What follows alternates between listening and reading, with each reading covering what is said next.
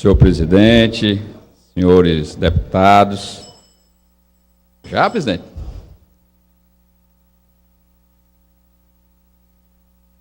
Senhor presidente, senhores deputados, senhoras deputadas, quero aproveitar para agradecer inicialmente ao novo deputado Leonardo Pinheiro pela cessão do seu tempo. Já aproveito para passar uma parte para Vossa Excelência. Não quer agora? Só depois, ok. Telespectadores da TV Assembleia, TV Verde Vale do Cariri, TV Sinal de Aracati, ouvintes da FM Assembleia, internautas que acompanham os principais fatos do Poder Legislativo pela nossa agência de notícias, jornalistas e caros parlamentares presentes ao plenário de 13 de maio, nosso cordial bom dia. Vejo daqui a bancada do PMDB ali bastante animada, acho que isso deve ser a previsão de poder que deve estar chegando aí, os senhores deputados já estão confabulando aqui no plenário desta casa.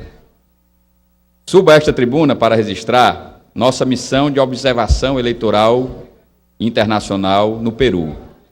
Por meio da Confederação Parlamentar das Américas, COPA, estivemos representando o Legislativo cearense de 6 a 11 de abril último naquele país. Fundada em 1997, a COPA é um órgão interparlamentar que reúne os congressos e as assembleias parlamentares dos estados unitários, federais e federados, parlamentos regionais e organizações interparlamentares das Américas. Como já é de conhecimento de todos, no dia 5 de junho acontecerá o segundo turno da disputa presidencial protagonizada por Keiko Fujimori e Pedro Pablo Kuczynski, ambos defendem linhas econômicas similares lá no Peru. A campanha se voltará mais para as questões democráticas, em um julgamento da figura do pai de Fujimori, ainda na prisão por violações dos direitos humanos, assim como também Kuczynski, que terá muito apoio internacional. Para a grande imprensa, tanto de lá como de cá, a economia do Peru vai bem, com melhores indicadores de crescimento que seus vizinhos. Segundo o Banco Mundial, começou 2016 com um crescimento de 3,3%. baixo em relação a uma média de mais de 8% ocorrida entre os anos de 2005 e 2010, quando foram registrados ali os maiores aumentos do PIB da América do Sul. Isso foi possível enquanto os preços das commodities, especialmente minerais, estiveram muito altos. Não obstante, a qualidade de vida dos peruanos não corresponde a esse crescimento do PIB. A taxa de desemprego tem se mantido entre 6% e 10%, mas isso só resiste à força de trabalho que está ativa no mercado. Não conta os que estão na informalidade nem o que acontece em áreas não urbanas do altiplano e da selva. Conforme dados oficiais, 74,3% dos empregos no Peru são informais. Outro drama para os trabalhadores é que, com a desnacionalização da produção e a financiarização da economia, se impôs a precarização do trabalho formal. Seguem ao pé da letra as regras do consenso de Washington. O resultado se vê em todos os setores ligados ao social. Reduziram-se as vagas e a qualidade de ensino, bem como a atenção à saúde. Caros parlamentares, na missão da COPA, estivemos acompanhados no nosso núcleo pela deputada argentina Maria do Socorro Lopes. Acompanhamos as eleições em Lima, que tem aproximadamente 700 mil eleitores registrados, e passamos por sessões eleitorais no distrito de San Juan de Miraflores, nas escolas Santa Rosa e Escola Nações Unidas, no distrito de Vila Maria del Triunfo, na escola que leva o mesmo nome, assim como também no Quartel-General dos Bombeiros, e no distrito de Barranco, que compõe o Reino de Espanha. Lembro que na última eleição, em 2011, participaram da disputa vários partidos. Na época, os oponentes presidenciais, Kuczynski e Fujimori, já figuravam na disputa. Kuczynski fazia parte da coligação Aliança por El Gran Cambio, composta pelos partidos Aliança para el Progresso, Partido Humanista Peruano, Partido Popular Cristiano e Restauração Nacional. Já Fujimori, na coligação Fuerza 2011, que era composto por esta e pela Renovação Nacional. Contudo, foi Ollanta Humala, da coligação Aliança Gana-Peru, que ganhou o segundo turno da eleição presidencial com 51,5% dos votos, derrotando assim os demais. As eleições de 10 de abril de 2011 tiveram a taxa de participação dos eleitores de 84%. Ressalto que, neste ano, os peruanos irão eleger o presidente, o vice-presidente, e foram eleitos 130 membros do Congresso e 5 deputados para o Parlamento andino. Aproveito ainda para explanar sobre o sistema eleitoral peruano. Lá, o voto eletrônico foi testado em outubro de 2015, em 7 distritos, durante as eleições regionais e municipais. Este ano, o voto eletrônico foi utilizado somente em alguns distritos. De acordo com a seção 177 da Constituição peruana, o sistema eleitoral é composto por 3 organismos independentes, que agem dentro dos limites de suas responsabilidades e de acordo com a autonomia de cada um. São eles o Júri Nacional de Eleições, o Escritório Nacional de Processos Eleitorais e o Registro Nacional de Identificação e Estado Civil. O Júri Nacional foi estabelecido por decreto legal em 1931, supervisiona o Registro Nacional de Identificação e Estado Civil e as operações relativas às eleições presidenciais e para o Congresso. Funciona como se fora o TSE do nosso sistema eleitoral. O Escritório Nacional de Processos Eleitorais é responsável pela organização e implementação de todos os processos eleitorais e consultas públicas.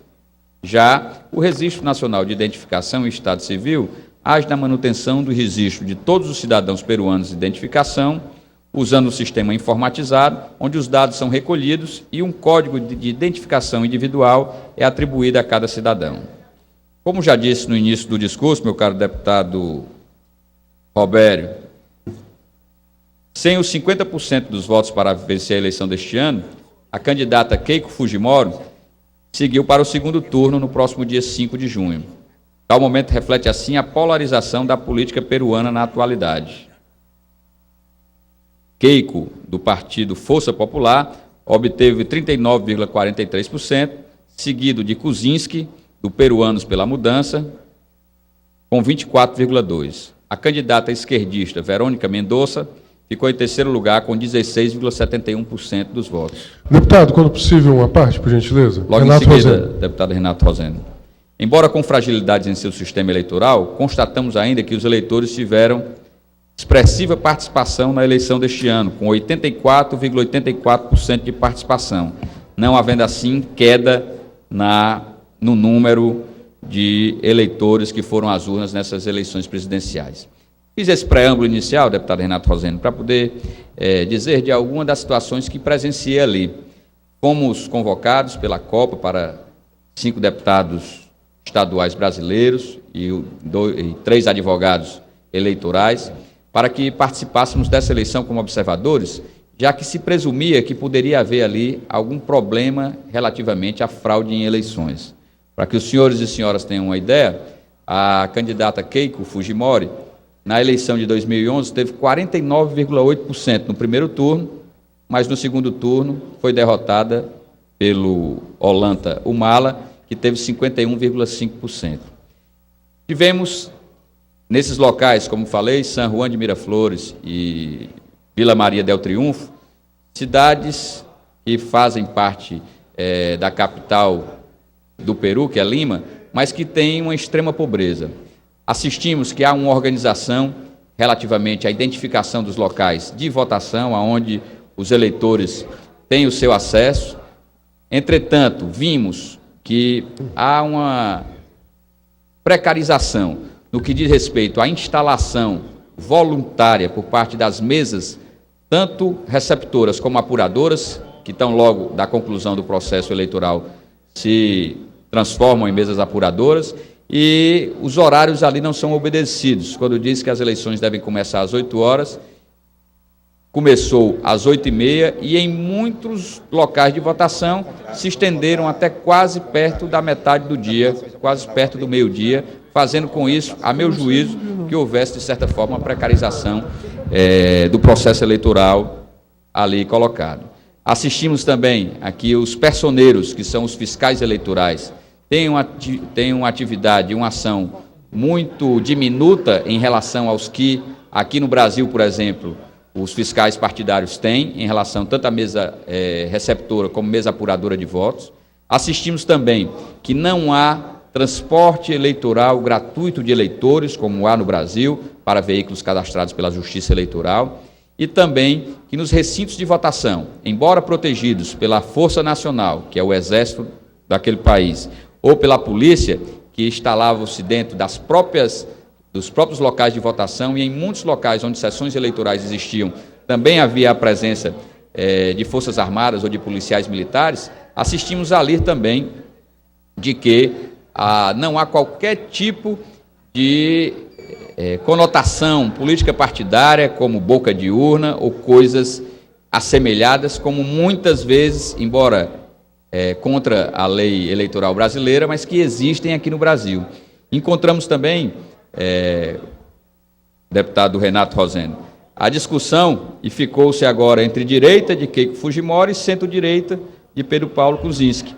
A candidata que, por sinal, eu tão logo conheci as suas propostas, achei muito assemelhadas com a do partido de Vossa Excelência, do PSOL, que é a candidata Verônica, que era de Cusco.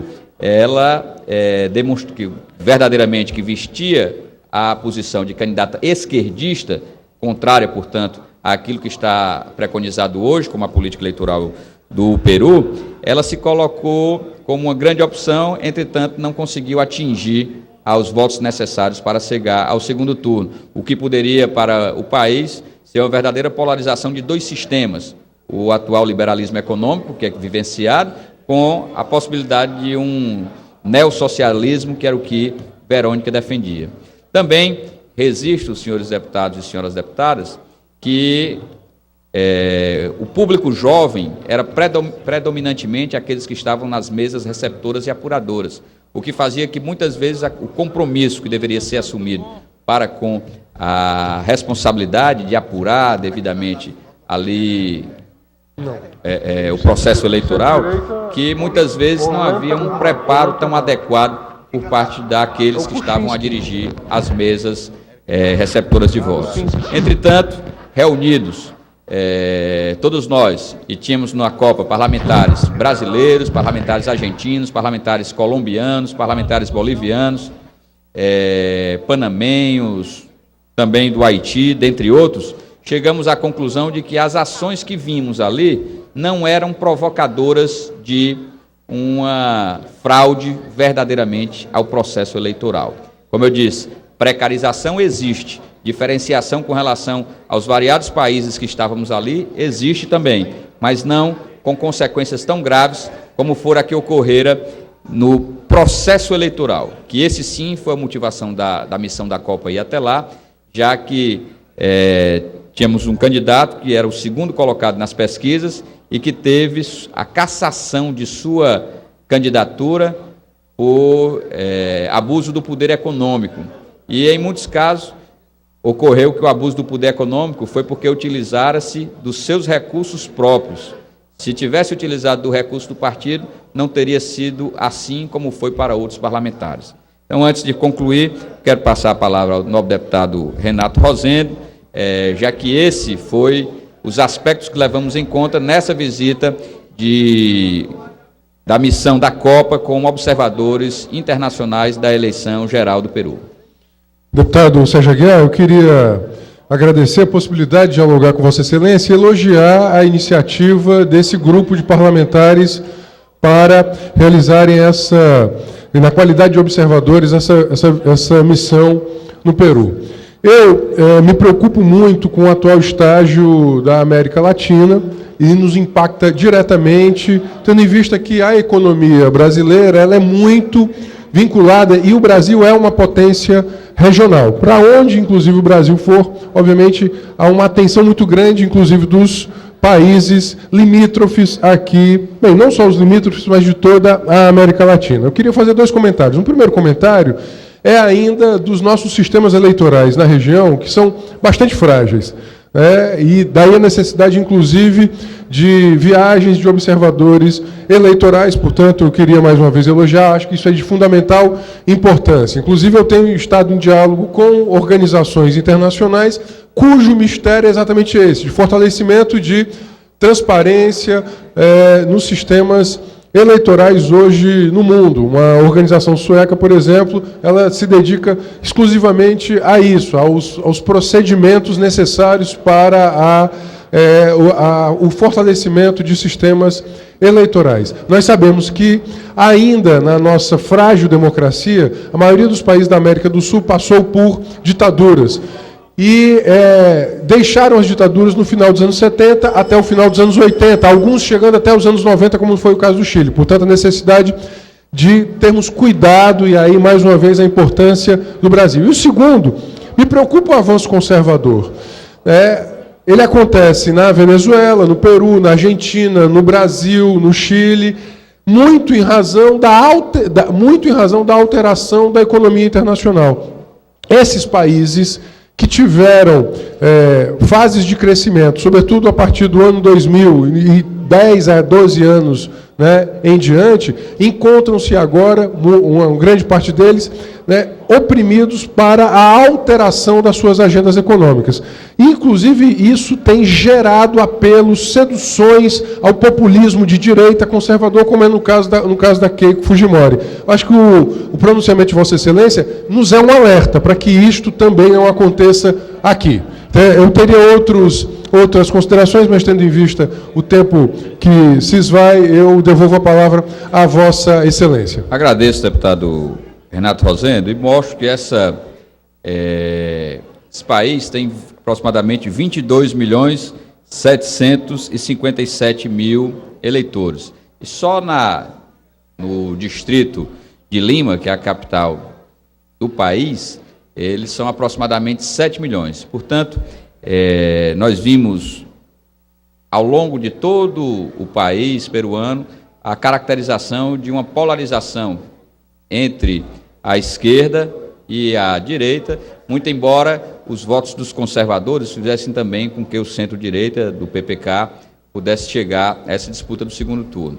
Se pronuncia como uma disputa das mais acirradas no próximo dia 5 de junho, que nós mesmo de longe queremos acompanhar também para poder ficarmos atentos sobre tudo aquilo que se passa e mostrar que para nós, brasileiros, é um aprendizado sem dúvida nenhuma de trocarmos experiências com outras nações sobre os seus sistemas eleitorais. O fortalecimento dos partidos é, mais uma vez, importante para a legislação eleitoral brasileira e que nós devemos, com tudo isso, mostrar do amadurecimento dessa jovem democracia brasileira, de pouco mais de 25 anos, que tem muito a dar pelo Brasil, para que nós possamos fazer o melhor por essa terra. Senhora presidente, deputada Augusta, antes de concluir, quero apenas fazer um comentário aqui sobre hoje uma matéria que vi no Bom Dia Ceará, do jornalista Roberto Maciel, que tem uma frente parlamentar em tramitação no Senado para que haja a instalação da frente parlamentar em defesa da Rota das Emoções, que são os estados do Ceará, Piauí e Maranhão, que tem cada um uma paisagem no que diz respeito às suas belezas, quer as praias do Ceará, o delta do Parnaíba e os lençóis maranhenses, e que deve sim ter um papel fundamental por parte da Agência de Desenvolvimento, que está instalada nessa região e que o Senado Federal deve fazer a sua parte de instalar verdadeiramente essa frente parlamentar para nos ajudar a gerir esse instrumento que é de desenvolvimento para a região. Então, quero aqui me somar ao comentário do jornalista Roberto Maciel, que falou sobre isso no seu comentário do Bom Dia Ceará. Era isso, senhora presidente. Muito obrigado.